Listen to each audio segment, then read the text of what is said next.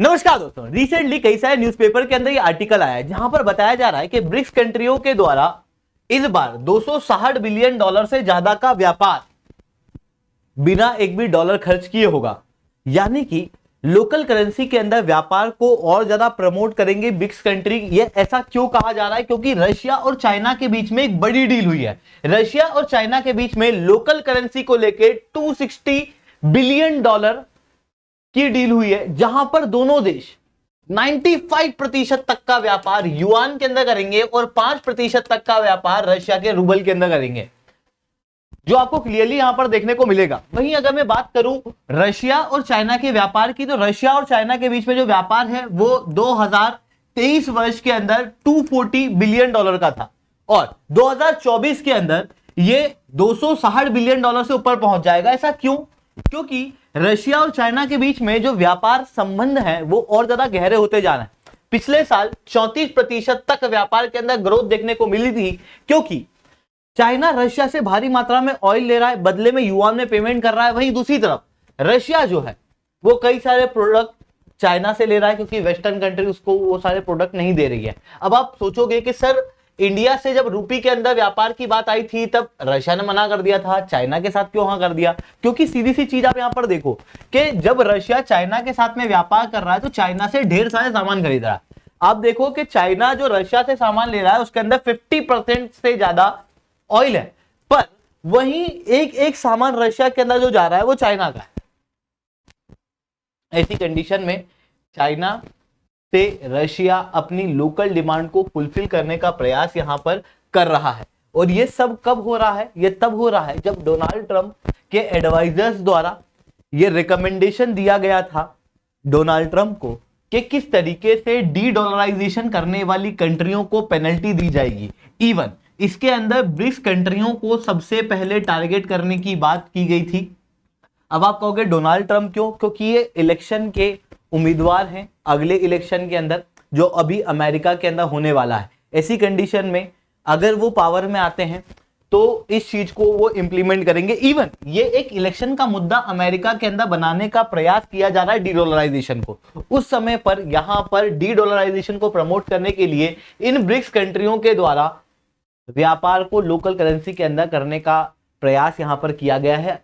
अब दोस्तों यहां पर बात आती है डी डॉलराइजेशन क्यों इंपॉर्टेंट है, क्यों अलग अलग कंट्री डी डॉलराइजेशन कर रही है और कैसे ब्रिक्स कंट्रियों के ऊपर डी डॉलराइजेशन को करने का सवाल जो है वो अधिकतर उठता हुआ मिलता है।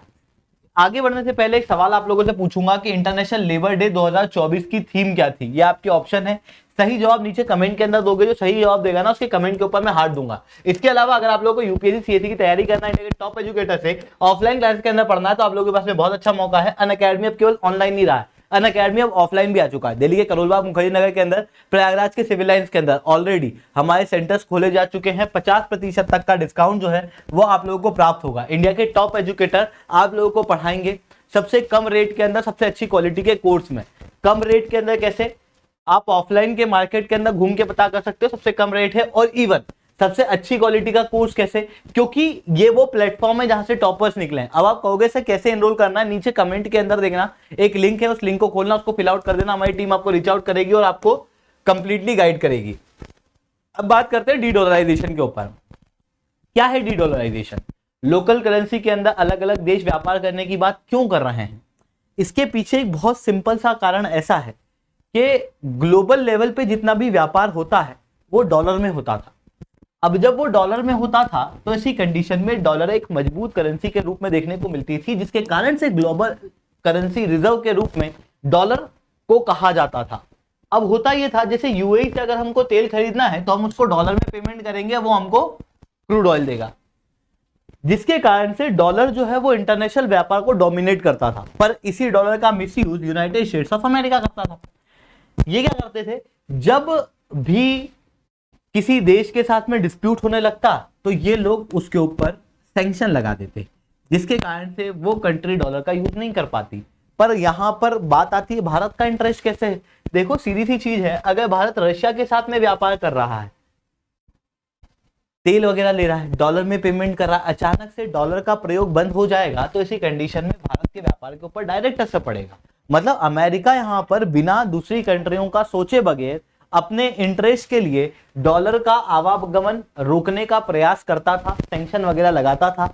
ऐसी कंडीशन में अपनी सप्लाई चेन को मजबूत करने के लिए कंट्रियों ने कहा कि हम लोकल करेंसी के अंदर व्यापार करेंगे। जैसे भारत ने भी रुपए के अंदर पेमेंट करने की शुरुआत की और उसके बाद कई सारी कंट्रियों से बात की, लगभग 18 से ज्यादा कंट्रियों के साथ में रुपी में पेमेंट करने के लिए आरबीआई द्वारा अलाउ भी किया गया था। इवन भारत के फॉरेन मिनिस्टर और भारत की फाइनेंस मिनिस्टर द्वारा भी कहा गया था कि कई सारी कंट्रियां भारत के साथ में लोकल करेंसी में व्यापार करने को तैयार है। इंडोनेशिया के साथ में भी हमारा पैक्ट जो है वो साइन हुआ था। यूएई के साथ में हम लोगों ने सबसे पहला रुपी का पेमेंट किया था ऑयल को खरीदने के लिए। ये सारी चीजें हम लोगों को देखने को मिल रही थी। पर उसी बीच में डोनाल्ड ट्रंप का भी यहाँ पर मामला आ रहा था। वो कह रहे थे कि देखो जो भी डीडॉलराइजेशन करेगा हम उसको टारगेट करेंगे, खासतौर से ब्रिक्स कंट्रियों को। उन्होंने डायरेक्टली ये स्टेटमेंट नहीं कहे थे, उन्होंने ये कहा था कि देखो डीडॉलराइजेशन की वजह से हम लोगों को बड़ा नुकसान हो रहा है, ऐसी कंडीशन में हम लोगों को कुछ करना पड़ेगा। अब बात आती है कि ब्रिक्स कहां से पिक्चर में आया डीडॉलराइजेशन में। डीडॉलराइजेशन के अंदर जो मेन झंडा लेके आगे चल रहा है वो ब्रिक्स कंट्री ही है। जैसे आपने अभी रिसेंटली देखा होगा, ब्रिक्स कंट्री के अंदर 6 नई कंट्रियां जुड़ी थी। उसके अंदर अर्जेंटीना ने इसे रेक्टिफाई नहीं किया था, बट उसके अलावा आप 5 कंट्रियां देख सकते हो, जिसके अंदर आपको Egypt, Ethiopia, UAE, Saudi Arabia, Iran देखने को मिलेंगे। अब अगर मैं ब्रिक्स कंट्रियों की बात करूं तो ये ब्रिक्स कंट्री जब शुरुआत में बनाई गई थी तो गोल्डमैन सैक के इकोनॉमिक एडवाइजर द्वारा कहा गया था कि ऐसी कंट्रियां जो फास्ट इकोनॉमिक डेवलपमेंट जहां पर देखने को मिल रहा है वो कंट्री साथ में आए, और उसके अंदर ब्रिक्स कंट्रियां देखने को मिल रही थी। मतलब जो मेन पैरामीटर है वो फास्ट इकोनॉमिक ग्रोथ है। अब जो 6 कंट्रियों को यहां पर जोड़ा गया उनमें आप इथोपिया देखोगे, वो बांग्लादेश से कमजोर है इकोनॉमी में। इजिप्ट के अंदर हाइपर इन्फ्लेशन देखने को मिल रहा है। यूएई, सऊदी अरेबिया, ईरान की इकोनॉमी भी कमजोरी देखने को मिल रही है। उनसे बेहतर इकोनॉमी मार्केट के अंदर कई सारी अवेलेबल है, पर इन कंट्रियों को जोड़ा गया। क्यों? क्योंकि सऊदी अरेबिया, यूएई, इजिप्ट, ये सारी कंट्रियां इंपॉर्टेंट रोल प्ले करती है ऑयल के व्यापार में। इजिप्ट सुएज कैनाल के लिए, वहीं दूसरी तरफ यूएई, ईरान और सऊदी अरेबिया टॉप ऑयल के एक्सपोर्टर हैं। टॉप ऑयल के इंपोर्टर कौन है? यूएस को छोड़ के इंडिया, चाइना, रशिया।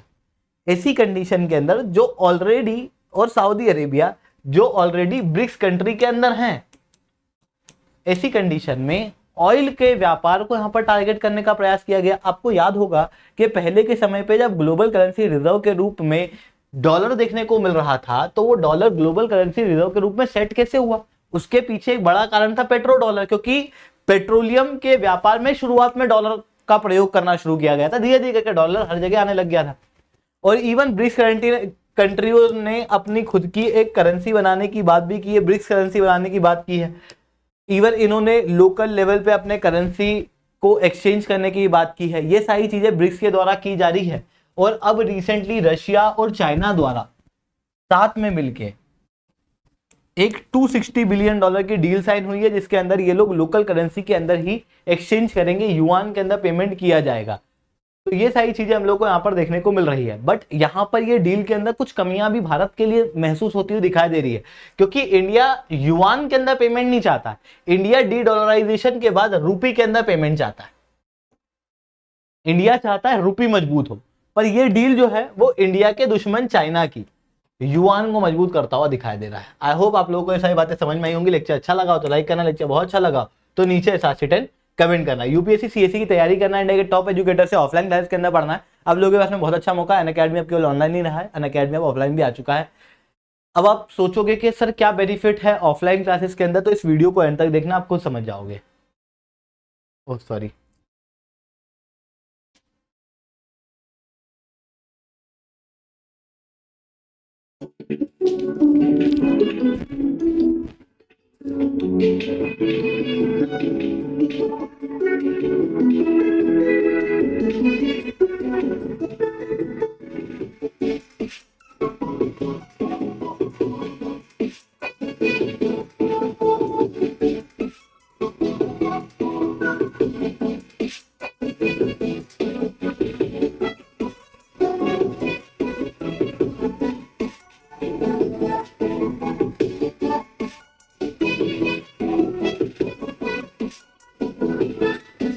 है।